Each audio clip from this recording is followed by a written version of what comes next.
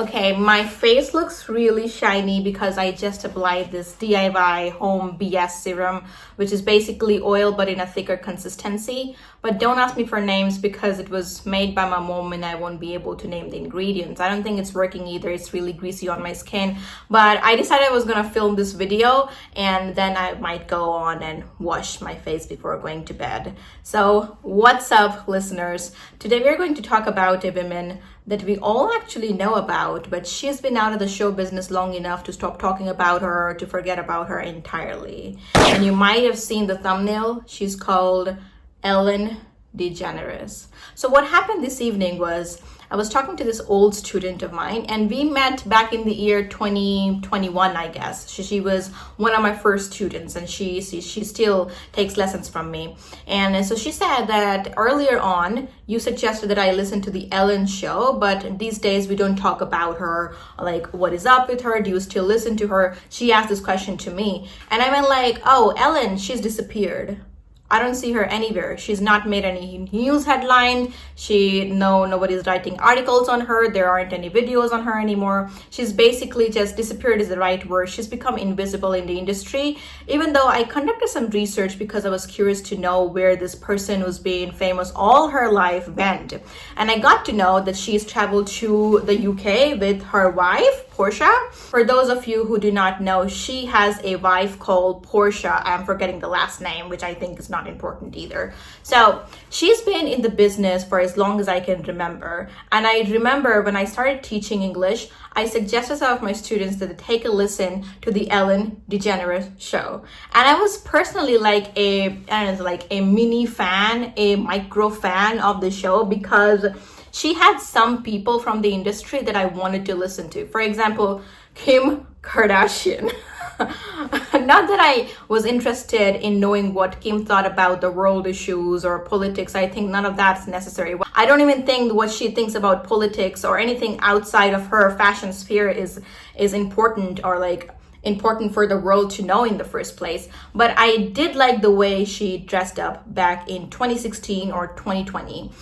The thing that I liked the best about her dress sense, and both her and Kylie's dress sense, was their casual outfits. And I was a fan. I was a suckler for that outfit. I'd do anything to find those outfits. And I guess I've tried to look for those outfits in all the wrong places in the world, like in the local markets. Never got my hands on them until I realized that they only sell it on their brand and it is actually really, really costly, out of my league. I cannot spend that much money out of pocket, and even my parents weren't going to do that for me. So upon conducting further research, I found out that she's actually been officially been out of show business since the year 2022. This is what Google says, but I think it's been longer than that.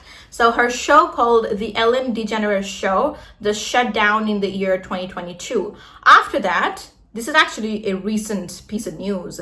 After that, in September 2024, she tried to make a comeback, which was a disaster area, a complete recipe for double failure. It was a show on Netflix. I don't know what it is called. I'm not able to see it on my computer here.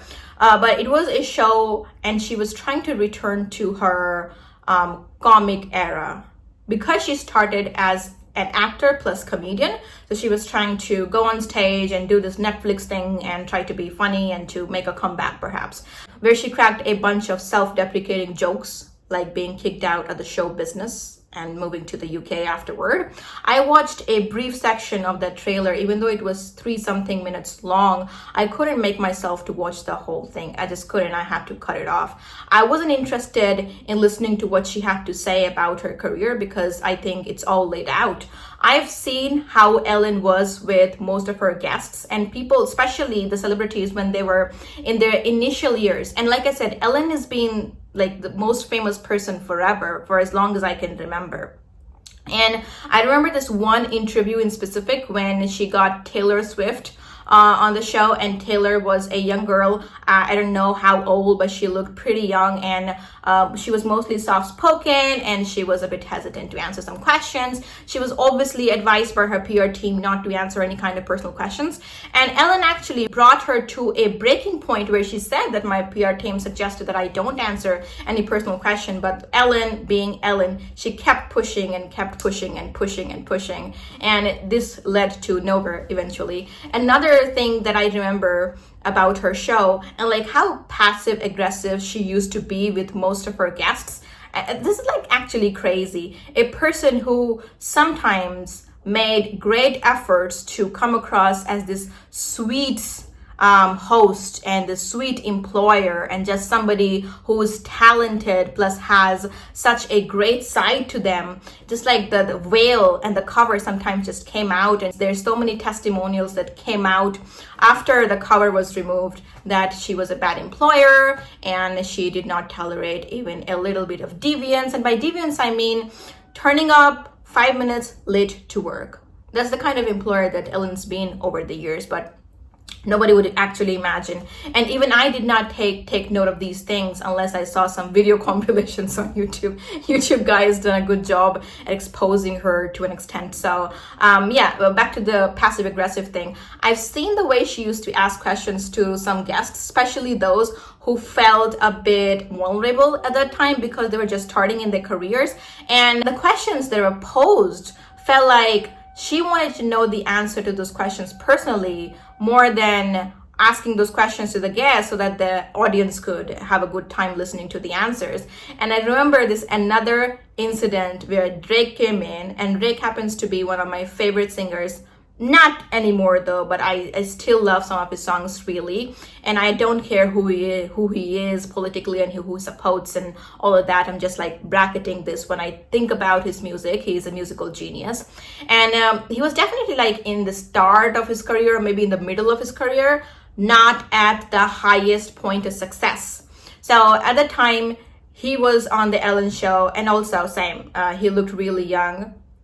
And Ellen wanted him to answer some really uncomfortable questions, ranging from the people that he's dated. For example, all the girls that you've dated so far. So I'm gonna pull up the pictures of a bunch of girls, and you have to say if you've dated them, if you've had a fling, if you've had an affair, stuff like that. Those were the awkward options. And he was compelled to choose one of those options. So that was crazy to watch. And I think I'm talking about a video that I'm talking about an episode that came out in the year in the late 2010s, I guess. I'm not really sure, but I do remember that he talked about Kim Kardashian a little bit, and a little bit about Nicki Minaj being his friend. So all in all, my student asking me this question this evening just refreshed a bunch of memories about Ellen, and I've personally listened to the show sometimes just to pull some practice, and I've suggested my friends and students that go on, listen to the show,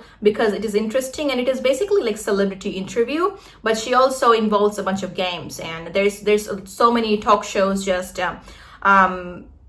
shadowing what she did on the show, calling celebrities, talking about their life, making random fun, and then playing some games and all of that. And also the seating has been very similar in many shows all around the world, if you know what I'm talking about.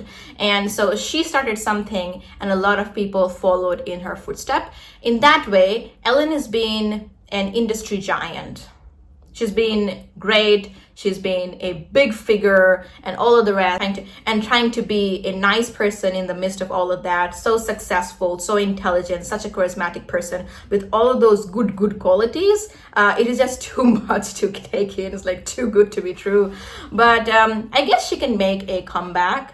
Maybe just she has to wait for the right time. And like I said, she's been really popular. She's been awfully popular for all of her life, and making a comeback shouldn't be the biggest thing that she's achieved in life, but maybe the time and tides are just not in her favor at the time. So I just talked about something that came to mind. I hope you enjoyed listening to this. So this was the second episode of my solo podcast. I am making these podcast episodes just so you can get some listening and understand how you can just talk about your thoughts. If you don't have anybody to speak with, you have yourself. I'm going to see you again in the next one.